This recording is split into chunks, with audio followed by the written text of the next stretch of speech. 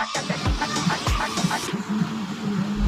Guys, ये देखिए मेरे पास एक ये असेंबल्ड वाला 32 इंच एलईडी टीवी आया था, जो कि पहले मैंने फॉल्ट फाइंड करके बताया था कि इसकी सीकेबी शॉर्ट हो रही है, लेकिन इसकी सीकेबी शॉर्ट नहीं थी, इसमें ऑफ जली हुई थी।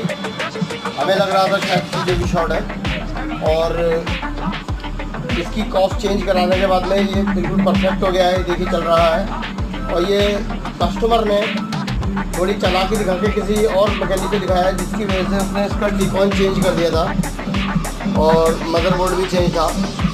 लेकिन मदरबोर्ड रिपेयर कर दिया मैंने, और टिकॉन इसका एंटी हीट टिकॉन वाली डलवा दी इसमें। अभी बिल्कुल परफेक्ट चल रहा है, 1 मंथ की गारंटी के साथ, बहुत बेहतरीन। भाइयों, अगर मेरी वीडियो